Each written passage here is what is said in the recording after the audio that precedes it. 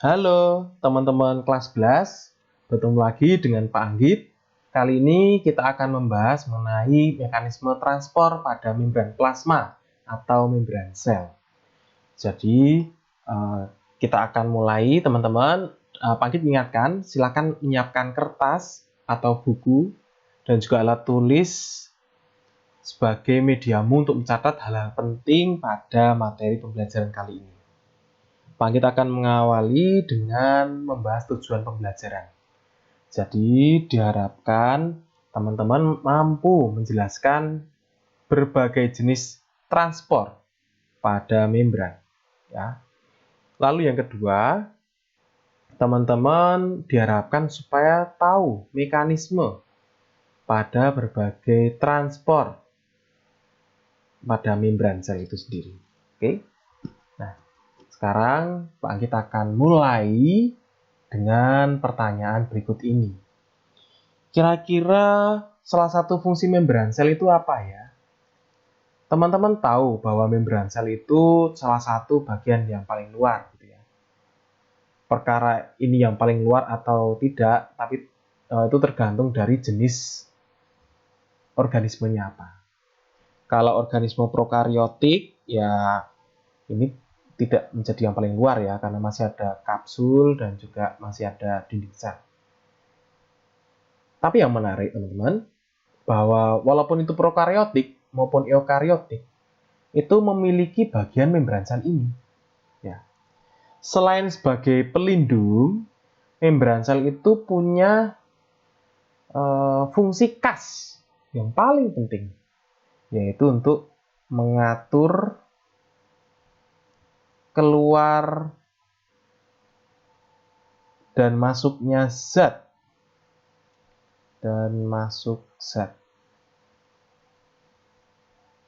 pada sel. Jadi intinya ya siapa saja yang boleh masuk ataupun keluar dan seberapa banyak masuk dan keluarnya suatu zat ke dalam sel atau keluar sel, itu yang ngatur ya si membran sel ini. Dan karena yang masuk tuh jenis zatnya banyak, maka itulah yang menjadi dasar nanti ada berbagai macam jenis transport. Tergantung siapa yang pelaku yang akan masuk dan yang keluar itu. Ya, itu teman-teman. Nah, jadi kenapa kok zat itu harus keluar dan masuk? Ya, sebenarnya itu bentuk dari interaksi teman-teman ya. Bentuk cara komunikasi sel, interaksi sel. Baik antara sel dengan lingkungan di dalam sel, dalam lingkungan sel itu sendiri, ataupun juga dengan sel yang lainnya. Ya. Sehingga itulah yang nanti dijembatani dengan berbagai macam transport zat. Tujuannya supaya kondisi di dalam sel dengan lingkungan maupun dengan sel tetangganya itu mencapai suatu keseimbangan atau kita kenal sebagai kondisi isotonik. Ya, jadi konsentrasi antara sel dengan lingkungan maupun sel dengan sel tetangga lainnya itu sama, gitu teman-teman. Nah, kenapa kok harus ada interaksi sel ini? Apa tujuannya? Ya, kita akan lihat tujuan dari berbagai transport zat melalui membran sel adalah ini teman-teman. Intinya ya jelas, memasukkan ataupun mengeluarkan. Tetapi yang dimasukkan dan dikeluarkan itu macam-macam ya. Jadi yang dimasukkan itu bisa berbagai macam zat terlarut seperti gula, asam amino, dan juga nutrien lain yang diperlukan sel. Ataupun selain zat larut bisa juga bentuknya gas. Contohnya ya ini memasukkan O2, bisa juga mengeluarkan CO2 gitu ya teman-teman ya. Pada respirasi sel. Berarti kita ngomong di sini transport pada membrannya mitokondria. Ya. Ataupun membran sel itu sendiri saat mau berinteraksi dengan darah. Lalu juga bisa mengatur konsentrasi berbagai ion anorganik di dalam sel. Jadi bisa mengatur Na+ seperti apa, K+ seperti apa, Ca2+ atau kalsium seperti apa, dan klorin juga seperti apa. Ya. Dan secara tidak langsung, keluar dan masuknya sel itu dalam rangka juga menjaga kestabilan pH atau derajat keasaman. Jadi ada standarnya, jangan sampai terlalu asam atau terlalu basa kondisi suatu sel. Karena kalau di luar kestabilan titik standar pH-nya, pasti suatu sel akan terganggu atau bahkan bisa jadi mati ya, teman-teman. Lalu juga dengan adanya suatu transport zat, itu juga bisa membantu sel membuang sisa metabolismenya, terutama yang bersifat racun. Nah, itulah berbagai macam tujuan transport zat melalui membran sel. Nah, sekarang Pak Anggit akan menjelaskan istilah-istilah dulu sebelum kita akan membahas lebih jauh tentang jenisnya. Ya. Jadi, dalam transport zat melalui membran sel, kalian akan mengenal suatu istilah yang namanya hipertonik, hipotonik, dan juga isotonik. Kita bedah satu-satu ya. Hipertonik intinya adalah suatu zat memiliki konsentrasi, dalam hal ini konsentrasi terlarut ya, yang lebih tinggi. Nah, ini yang penting. Hipertonik itu lebih tinggi daripada zat yang lain. Artinya ini dibandingkan. Tidak mungkin suatu zat itu bisa dikatakan hipertonik kalau tidak ada pembandingnya. Ya. Nah, itu teman-teman. Yang kedua adalah hipotonik. Ini lawan dari hipertonik. Yaitu saat suatu zat memiliki konsentrasi yang lebih rendah daripada zat yang lain. Berarti harus ada pembandingnya juga. Yang ketiga adalah isotonik. Nah, perlu dicatat teman-teman, isotonik adalah tujuan dari adanya transport membran. Yaitu adalah saat suatu zat memiliki konsentrasi larutan yang sama dengan zat yang lain. Ya. Kalau sel berarti ya sama dengan lingkungannya. Itu kalau konsentrasinya sama, nah itu berarti ya itu sudah tercapai tujuan dari transport membran. Nah, biasanya satuan dari konsentrasi suatu zat itu kita kenal sebagai satuannya adalah M besar atau molar. Ya. Molar. Nah, sekarang kita akan coba berlatih. Ya, ini ada berbagai macam zat gitu. Ya, ada zat A, B, C, D. Nah, kita akan membandingkan. Misalkan yang pertama itu A dengan B dulu. Simple. Tinggal kalian katakan mana yang hipertonik dan mana yang hipotonik. Ya. Nah, kalau kita mengatakan A dan B, ya, ini adalah satuan molar tadi ya, derajat konsentrasi. Yang A itu 0,5 M, yang B 0,8 M. Maka mana yang hipertonik dan mana yang hipotonik? Sekali lagi, Pak Anggit mengingatkan bahwa angka 0,5, 0,8, ini ada 0,3, ini ada 1. Itu berdasarkan konsentrasi zat terlarut. Ya, zat terlarut. Zat terlarut nanti juga pasti akan ada zat pelarut. Intinya gampang, zat pelarut itu air, zat terlarut itu ya selain air. Nah, itu zat terlarut. Itu teman-teman. Nah, ya kita lihat yang A dan B. Berdasarkan konsentrasinya, maka A itu jelas dia berposisi menjadi hipotonik. Berarti kalau A hipotonik, yang B karena dia lebih besar, ya, ini lebih besar, ini pasti dia yang hipertonik. Artinya, B memiliki konsentrasi zat terlarut lebih tinggi daripada yang A. Gitu ya. Nah, biasanya kalau hipertonik seperti ini, teman-teman, itu, dan ini ada hipotonik. Nah, hipotonik itu juga ada istilah yang disebut sebagai konsentrasi zat pelarut. Zat pelarut atau konsentrasi air. Nah, kalau hipotonik biasanya tuh konsentrasi zat pelarutnya pasti lebih tinggi daripada hipertonik. Nah, itu prinsipnya. Nah, kalau teman-teman sudah tahu dasar ini, itu sangat mudah. B sama C, wah jelas toh. Sorry ya, kalau ini kan A berbandingin tadi dengan A, apa dengan B. Nah, kalau misalkan C dan D, nah ini sama. Ini pasti yang C angkanya lebih kecil, maka dia bersifat hipotonik. Zat larutnya lebih sedikit. Ya. Tapi zat pelarutnya lebih banyak daripada yang D. D ini bersifat hipertonik. Ya, itu teman-teman. Semoga teman-teman paham. Nah, kalau misalkan Pak Anggit memberi satu zat X, konsentrasinya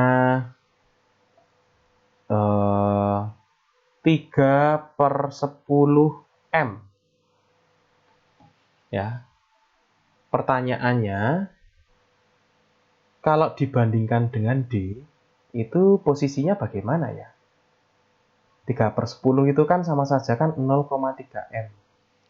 Maka kalau dibandingkan dengan D, ya sama. Yang X itu tetap yang hipotonik, yang D hipertonik.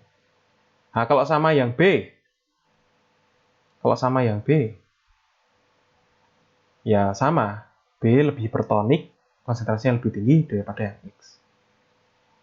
Sekarang pertanyaannya kalau sama yang C, ingat 3/10 M atau 0,3 M, ini tuh sama dengan yang C.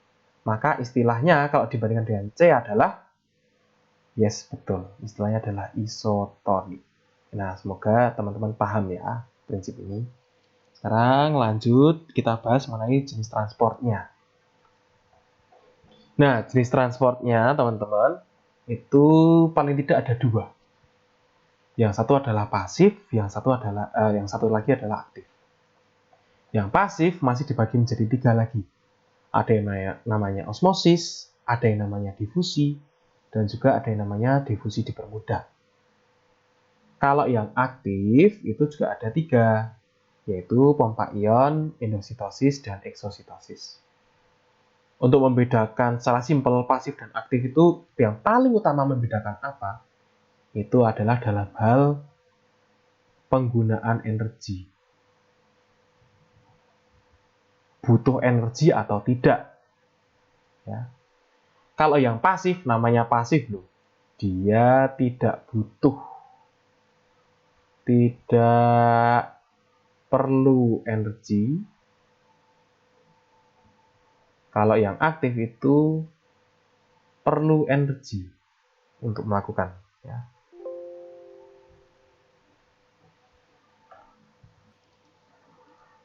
Perlu energi ya teman-teman ya. Oke. Ntar panggil tuliskan ya. Sebentar. Perlu energi. Nah ini teman-teman yang membedakan. Ya, kalau gitu kita akan bahas dari prinsipnya dulu. Ya, prinsipnya biar lebih jelas. Pokoknya prinsipnya itu ini teman-teman. Dalam transport membran, molekul itu tuh punya kecenderungan untuk bergerak dan menempati ruang secara merata. Tadi tujuannya supaya isotonik. Nah, karena tadi ada transport pasif dan aktif, itu karakteristiknya juga bermacam-macam. Kalau yang transport pasif, tadi ya Pak Anies sudah mengatakan, dia tidak ada energi sel berupa ATP, adenosin trifosfat. Ya. Nah, biasanya bentuk ATP itu ini ada basa nitrogen adenin, nah, trifosfat, 3 fosfat. Jadi ini diikuti dengan ada 3 fosfat. Nah, gini bentuknya ATP itu. Ya. Tapi kalau yang pasif ini tidak perlu energi. Nah, dan ini terjadi secara spontan serta searah gradien konsentrasi. Nah, kalau transport aktif ini butuh si ATP tadi. Dan ini kenapa kok butuh ATP atau energi tadi? Karena ini berat kerjanya, karena harus melawan gradien konsentrasi. Itu teman-teman. Oke. Kalau gitu, kita akan bahas mulai dari yang transport pasif. Ada 3, yaitu osmosis, difusi, dan difusi dipermudah. Nah, sekarang kita akan bahas yang pertama dulu, yaitu osmosis. Osmosis singkatnya adalah perpindahan molekul dari larutan hipotonis, ingat teman-teman, berarti yang konsentrasinya rendah, menuju ke hipertonis melalui membran semipermeabel. Sekali lagi ya, perbedaan molekul dari larutan hipotonis atau yang memiliki konsentrasi rendah ke larutan hipertonis yang memiliki konsentrasi tinggi melalui membran semipermeabel. Oke. Nah, alat untuk mengukur tekanan osmosis itu biasanya disebut sebagai osmometer. Dan tahukah kalian, teman-teman, bahwa molekul yang berpindah pada osmosis itu pasti molekul air. Ya. Jadi kalau mau lebih singkat, ya, teman-teman sebenarnya nggak perlu mikir banyak. Karena tadi Panggil sudah mengatakan bahwa hipotonik itu memang miskin zat larut, tetapi zat pelarutnya atau airnya itu kaya. Hipertonik sebaliknya, zat larutnya memang konsentrasinya lebih tinggi, tapi konsentrasi airnya atau pelarut itu miskin. Maka kalau pada osmosis, itu yang kaya air akan memberi yang miskin air. Jadi dari hipotonik akan ada perpindahan air atau H2O tadi ke hipertonik. Jadi lama-kelamaan ini hipertonik juga akan menerima air terus-menerus sampai nanti berhentinya ya kalau konsentrasinya antara larutan, misalkan ini larutan A gitu ya, ini larutan B. Nah ini kalau udah sama, kalau udah isotonik baru berhenti. Nah itu teman-teman ya. Makanya biasanya osmosis itu dikenal sebagai difusi air. Difusi tapi air. Karena airlah yang bergerak. Itu ya teman-teman ya. Nah, kita lihat. Osmosis itu contohnya ada dua. Yaitu ada yang namanya endo atau dalam. Gitu ya. Endoosmosis dan exosmosis. Exo itu luar. Ya. Simple. Kita bahas yang endoosmosis dulu. Ya. Ini jelaslah tadi teman-teman tahu bahwa osmosis itu intinya tuh perpindahan air. Ya, perpindahan air dari hipotonis ke hipertonis. Nah, kalau endoosmosis itu artinya tuh air tuh endo, masuk. Masuk kemana ya? Masuk ke dalam sel. Jadi misalnya ada air dari luar sel, ini dari lingkungan gitu ya. Kalau ini arahnya masuk ke dalam sel, ke sini nantinya, ya udah ini adalah endoosmosis. Ya. Itu teman-teman.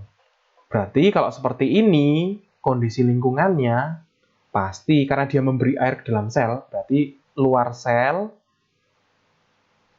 itu pasti dia lebih encer atau lebih hipotonik. Berarti dalam sel itu hipertonik. Makanya diberi air. Ya, dalam kondisi endosmosis diberi air supaya nanti bisa sama konsentrasinya. Exosmosis kebalikannya. Ya. Kebalikannya teman-teman. Nah, exosmosis itu terjadi ini ya. Intinya kamu bisa baca, tapi Pak Git biar lebih mudahnya adalah kalau misalkan ada suatu sel gitu.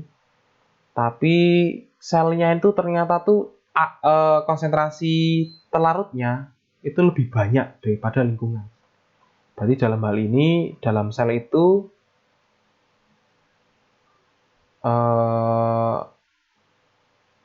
dia lebih hipotonik ya daripada luar sel. Luar sel itu berarti dia lebih hipertonik. Berarti kan lebih pekat yang luar sel toh. Nah, sel tuh nggak betah kok seperti itu. Makanya air akan dikeluarkan dari dalam sel menuju keluar.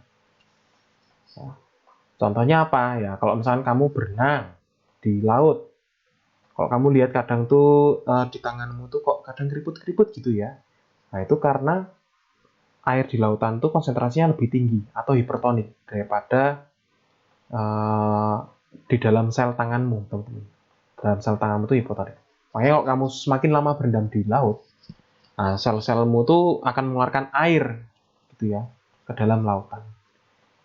Ya memang nggak akan jadi seimbang, tapi karena itu terjadi secara otomatis, maka akan terjadi seperti itu terus-menerus. Makanya bisa dehidrasi dan menimbulkan kerutan di tangan. Nah, gitu. Nah, teman-teman, ini ada istilahnya ya. Kalau pada hewan, eksoosmosis, jadi saat sel hewan itu mengeluarkan air secara terus-menerus, itu istilahnya adalah krenasi atau pengerutan sel. Nah, kalau pada tumbuhan, itu istilahnya adalah plasmolisis. Plasmo. Ini kalau dalam kondisi yang parah ya. Plasmo itu plasma, lisis itu hancur. Jadi plasmanya si sel tumbuhan itu hancur. Intinya seperti itu. Ya. Nah, semoga teman-teman bisa memahami tentang osmosis ini. Nah, ini adalah salah satu contoh plasmolisis. Ini ada daun rhodiocolor, teman-teman. Nah, ini waktu masih normal. Ya. Masih normal. Nah, lalu dimasukkan ke dalam suatu larutan garam yang sangat pekat. Jadi tingkat konsentrasinya tinggi.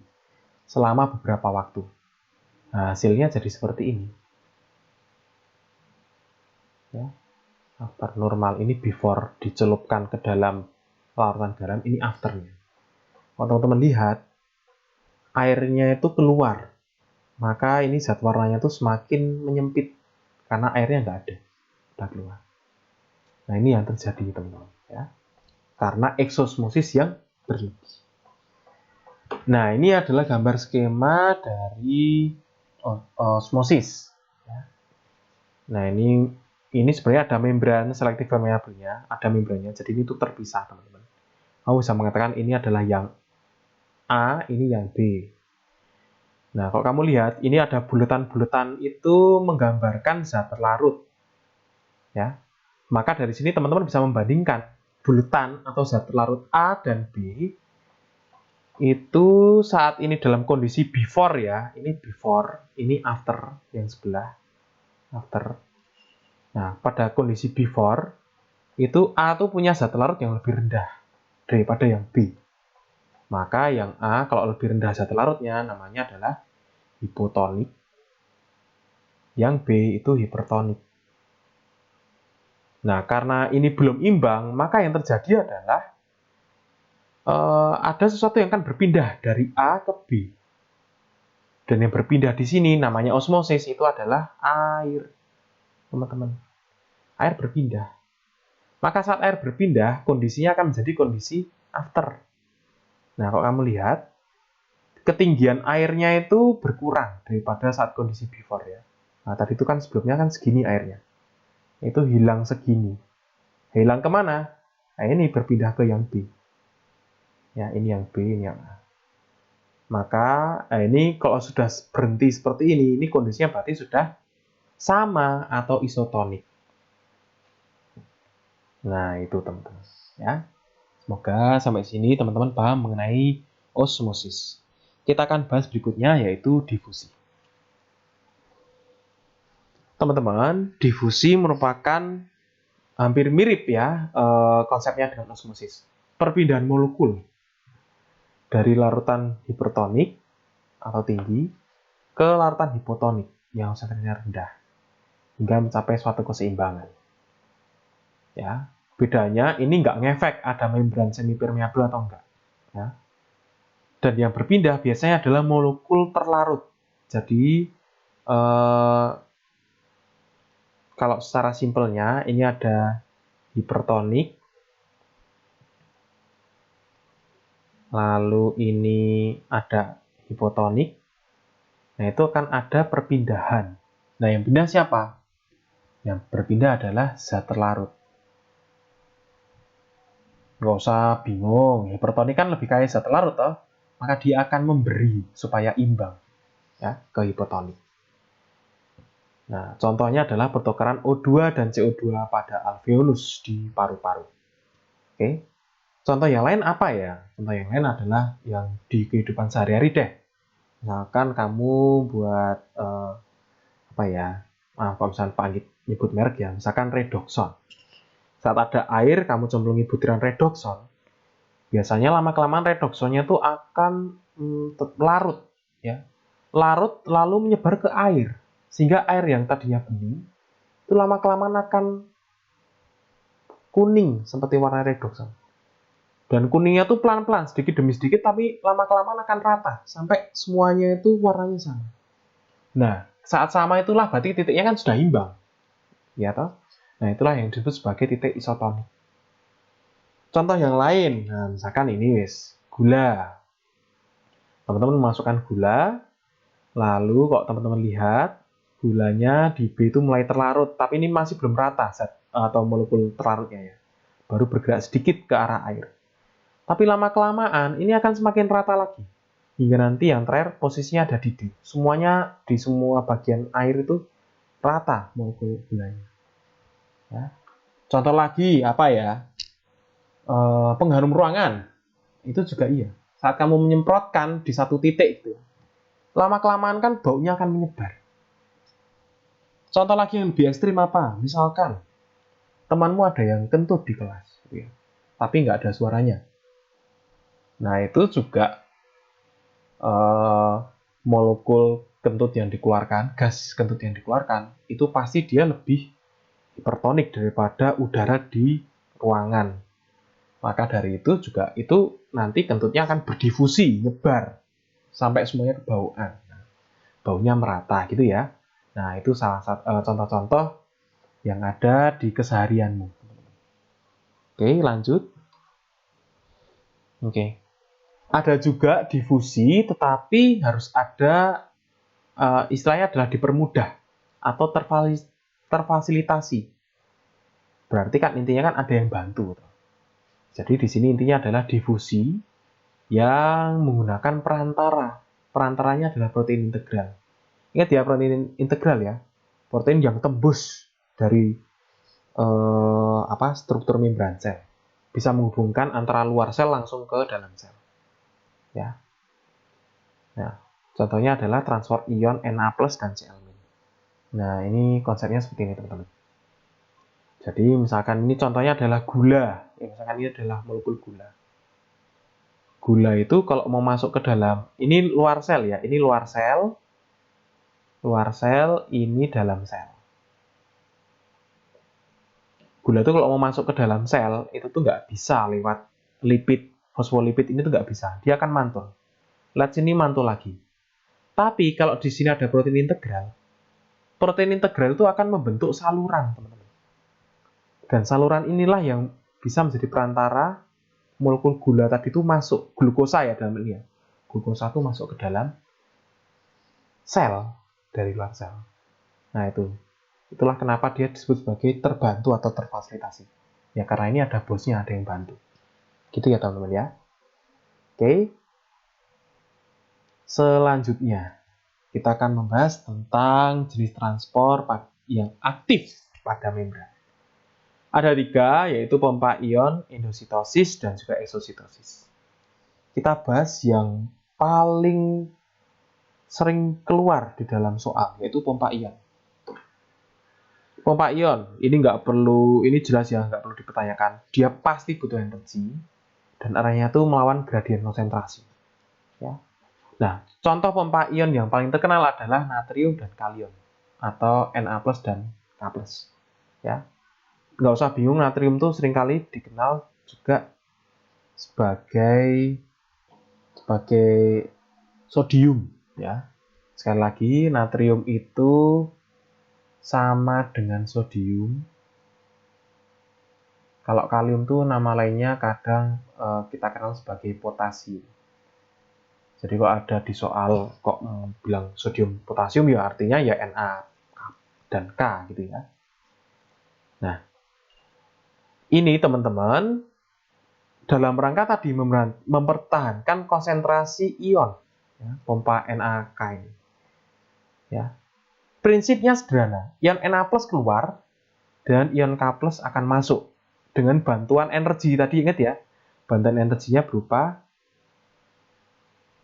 dibantu ATP. Ya. Adenosin dengan 3 fosfat ATP, adenosin trifosfat. Ya. Dan ini juga perlu bantuan dari protein transmembran atau protein integral. Bedanya memang di sini protein integralnya harus ditempeli dengan ATP. Nah, bagaimana mekanismenya? Kita akan lihat di sini. Kamu nggak usah ngapalkan, ya. Panggil juga nggak suka kalian jadi manusia penghafal. Kita lihat saja dari video dan kita akan breakdown tahapannya seperti apa. Supaya pemahamannya ya utuh gitu ya. Nah, jadi ini teman-teman. Sodium inside the cell binds to the protein. The addition of a phosphate group from AT. Oke. Semoga kelihatan ya. Nah, inilah yang terjadi, teman-teman. Jadi, yang pertama, kita akan play dari awal dulu. Nah, teman-teman perhatikan. Ini ada bagian luar sel. Yang ini dalam sel. Nah, ini ada yang kuning ini adalah protein integral. Yang pertama, sodium inside the cell binds. Oke, merah-merah ini adalah ion natrium. Jadi, yang pertama, ion natrium itu akan sejumlah 3, pasti 3. Itu akan 3 molekul ini ion ini akan menempel pada protein integral. Berikutnya, di sini ada to the protein. Ya, ini yang putih ini adalah ATP ya. Yang hitam ini adalah adenosinnya, yang putih ini adalah 3 fosfatnya. Addition of a phosphate group from ATP changes. Nah, lalu yang terjadi, ATP itu kalau udah komplit dan nempel tadi ya, ATP itu akan melepas 1 fosfat untuk menempel pada protein integral. Nah, proses pelepasan proses pelepasan fosfat pada ATP, ya, dan nanti ATP akan berubah menjadi ADP namanya. Adenosin difosfat, karena dia cuma punya di atau 2 fosfat. Itu disebut sebagai tahap fosforilasi, proses fosforilasi. Ya. The shape of the protein and the sodium is expelled. Oke. Lepasnya atau terjadinya proses fosforilasi tadi, teman-teman, itu memicu perubahan bentuk dari membran sel, sehingga membran sel itu sekarang itu terbuka ke arah luar sel. Ya. Now potassium binds to the protein. Oke. Nah, teman-teman, saat tadi terbuka ke arah luar, natrium tadi atau kita kenal sebagai sodium itu keluar. Nah, saat keluar, tiga-tiganya keluar, posisinya tuh digantikan oleh kalium, atau dalam hal ini di video ini dikenal sebagai potasium. Ya. Digantikan sebanyak 2 ion kalium masuk ke dalam protein integral. Lalu setelahnya, the phosphate is released, and as the protein returns to its former shape, masuknya 2 ion kalium itu memicu ion fosfat tadi itu lepas dari protein integral. Nah, saat lepas, otomatis nggak ada energinya lagi, nggak ada fosfatnya. Bentuk protein integralnya itu kembali ke posisi semula, yaitu terbuka ke arah dalam. Nah, saat ini terbuka ke arah dalam, maka potassium is moved into the cell. Sodium. Ion kaliumnya bisa masuk ke dalam sel. Dan ini berulang terus sampai ion kalium yang dihasilkan itu atau yang masuk ke dalam sel itu sampai kondisi yang seimbang atau isotonik. Gitu ya. Jadi kalau mau lebih simpelnya, kita ulangi lagi, lihat videonya dari awal. Sodium inside the cell binds to the protein. Sodium masuk 3, ATP mulai menempel di protein integral. The addition of a phosphate group from ATP changes the shape of the protein, and the sodium is expelled. Oke, lalu terjadi fosforilasi, ATP berubah menjadi ADP. Dan P itu masih nempel, atau satu fosfat masih nempel di protein integral. Now potassium binds to the protein. The phosphate. Lalu ion natrium akan keluar dari ke lingkungan ya. Lalu posisinya digantikan dengan ion kalium sebanyak 2 buah. Is released, and as the protein returns to its former shape, potassium is moved into the cell. Masuknya kalium akan memicu lepasnya fosfat pada protein integral, lalu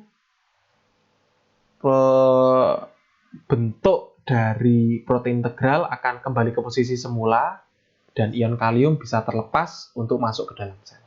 Sodium can once again bind to the protein, and the process repeats as long as there is a supply of ATP.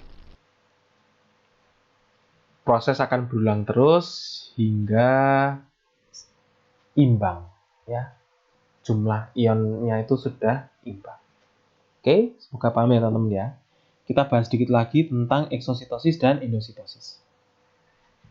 Nah, eksositosis teman-teman. Ekso itu artinya tuh, sebentar ya. Ekso itu artinya keluar, sito adalah sel, sis adalah proses. Jadi intinya di sini adalah proses pengeluaran ya, sesuatu dari dalam sel keluar sel. Nah, inilah yang kita kenal kemarin sebagai proses, salah satunya ya, proses pengeluaran protein yang dibutuhkan oleh luar sel. Dilakukan oleh badan Golgi. Jadi contohnya adalah ini, vesikula yang berisi makromolekul dipindahkan dari badan Golgi, berarti masih dalam sel, menuju ke membran sel, dan akhirnya keluar sel. Ya. Nah, dari membran tadi, vesikula akan menumpahkan makromolekul untuk bisa menuju keluar sel. Contohnya adalah saat sel pankreas mensekresikan hormon insulin ke dalam darah. Mekanismenya seperti ini, teman-teman. Nah, contohnya ini. Jadi memang di sini ada kata-kata vesicle secretory ya. Kemarin kita kenal ini gelembung yang diciptakan oleh badan Golgi. Ini yang hijau-hijau ini adalah molekul yang akan dikeluarkan. Katakanlah ini adalah hormon. Jadi ya tadi, ini molekulnya dibungkus sama vesicle secretory, dan ternyata vesicle secretory itu strukturnya itu seperti membran sel. Nah, lama-kelamaan ini vesikelnya akan bergerak menuju ke membran sel. Nah, saat ini menuju ke membran sel, bersentuhan dengan membran sel, strukturnya itu tuh menyesuaikan ternyata, teman-teman. Menyesuaikan dengan membran selnya, dan lama-kelamaan menyatu dengan membran selnya, ya, seperti membran sel baru, lalu akhirnya keluar molekulnya, molekul terlarutnya. Pertanyaannya adalah, kalau ini nggak pakai vesicle secretory, apakah molekul hormon ini bisa keluar sel gitu ya? Jawabannya adalah tidak bisa. Karena apa? Kalau teman-teman lihat, dengan adanya struktur seperti membran sel, itu saat bersentuhan, ya dia akan menyatu ya. Tidak dianggap sebagai benda asing. Sehingga selnya pun juga bisa keluar. Gitu. Ya. Nah, yang terakhir kita akan membahas tentang endositosis. Ya. Ini lawannya dari eksositosis. Endo itu masuk, sitosel, sis adalah proses. Jadi proses pemasukan sesuatu zat ke dalam sel. Ya. Yang khas namanya proses aktif ya, teman-teman ya.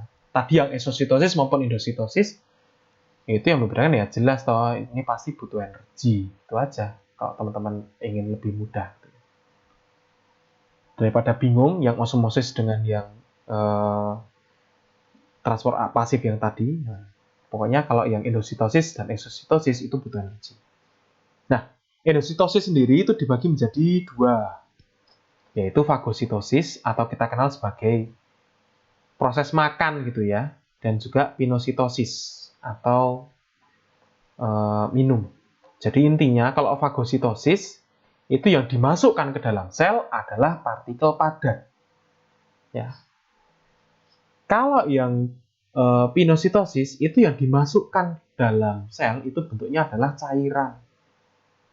Ya. Itu teman, dimasukkan. Jadi fagositosis sekali lagi dengan pinositosis itu sama-sama dimasukkan ke dalam sel, sama-sama butuh energi. Yang membedakan adalah apakah yang dimasukkan itu partikel padat atau cair, gitu ya. Oke, itu teman-teman. Nah, prosesnya secara umum itu seperti apa? Ini seperti ini teman-teman. Nah, ini kebalikannya ya, eksositosis. Jadi kalau di sini, kalau teman-teman lihat ini ada molekul gitu ya, hijau-hijau molekul. Lalu saat ada yang mau dimasukkan dalam sel, membran selnya tuh kayak melekuk, ya, seperti lentur melekuk ke dalam. Sampai ini tuh nanti akhirnya tuh nutup, membentuk gelembung tadi. Nah, ini kalau udah menyatu, ya ini akan berubah bentuk menjadi seperti ini. Nah, ada gelembung. Zatnya itu dikurung gitu ya. Lalu kalau ini memang kebutuhan sel untuk dicerna, maka gelembung ini tadi akan bergabung dengan gelembung lain yang berisi zat pencernaan, atau dalam hal ini kita kenal sebagai lisosom, organel yang kemarin kita bahas. Nah, lisosom nanti akan menyatu dengan vesikula gelembung yang tadi, lalu akan dicerna. Nah, kalau sudah dicerna, sudah menjadi nutrisi sederhana, sudah digunakan oleh sel, zat sisanya akan dieksositosis, teman-teman. Menjadi seperti ini. Nah, itu kaitannya antara transport-transport yang terjadi pada membran. Semoga sampai sini paham, teman-teman. Sampai bertemu di sini aja. Mungkin kita bertemu ke depan untuk diskusi dan juga nanti persiapan untuk ulangan bab yang pertama. Oke. Kalau gitu terima kasih teman-teman. Sampai jumpa lagi di pertemuan yang mendatang.